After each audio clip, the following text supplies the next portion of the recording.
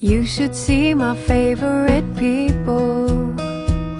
You'd catch a glimpse of gold through their skins.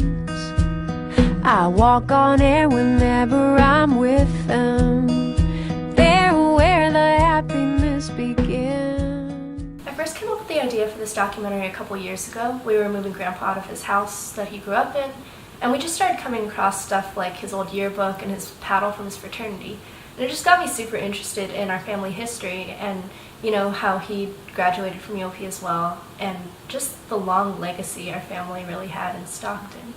Wasn't quite sure how to pursue it or, you know, learn more, but fast forward to now, I'm about to graduate from University of the Pacific with an English and Film Studies major, so I decided to make this documentary as a means to preserve some of our individual experiences as Chinese Americans.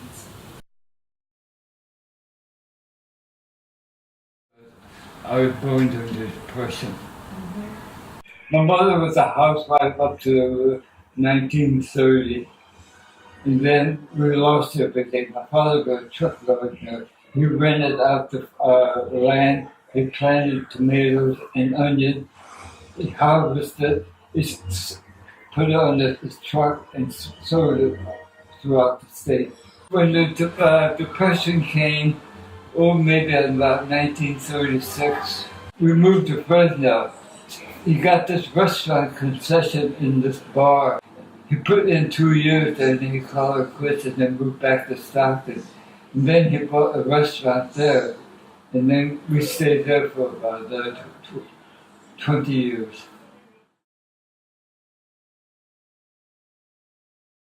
Hey, in those days when I was working in San Francisco, I was about the only Chinese in the department. I know, and they didn't say all kinds of racist stuff to you, or even in a positive racist stuff like, oh, you're such a smart CPA Chinese stuff.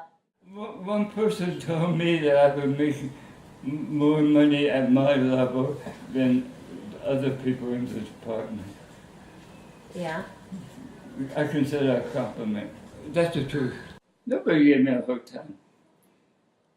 Why did you get along with everybody? Who gets along with everybody? Everybody was civil in those days, okay? You would think there's discrimination back then. The only time I have a little discrimination is living in this apartment now. There are about Why? Who's one, two, or three people who don't care to say hello. I know that look that people give you that says, "Oh, I'm surprised you speak so well," or they'll say something like, "What? You don't like Chinese food?" And I'll be like, "Yeah, I don't like it." Or you don't speak Chinese? Like, no, I don't. It's kind of interesting. It's just funny.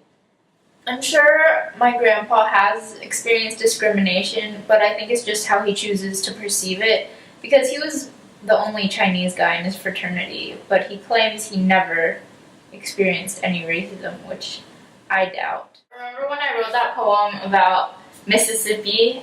And basically, everyone had to guess who wrote it, and no one guessed us. They guessed first, they went for the black guys. And then they turned to all the white people in the room, and no one guessed us until the very end when we were the only ones left. Yeah, like people just have these assumptions about where you're from, or like, oh, if you wrote about Mississippi, like, you couldn't possibly be Asian. It wasn't those people's styles, but they just kind of went for them because they're like, they fit this description the most.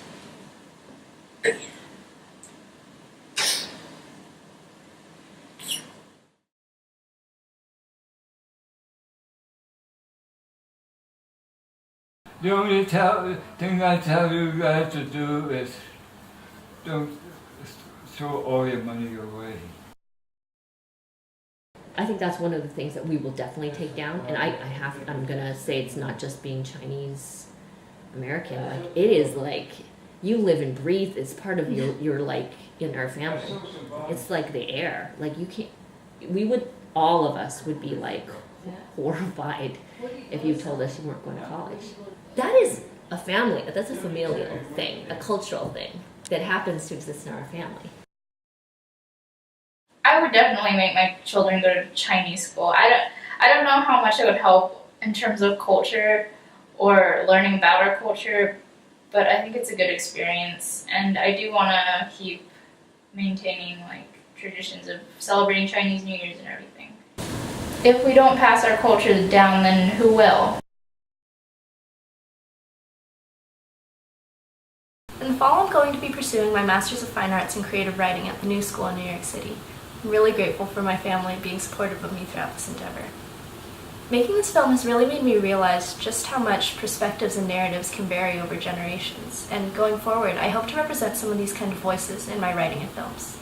And I'm alright on my own, but with them I'm much better. They're like diamonds.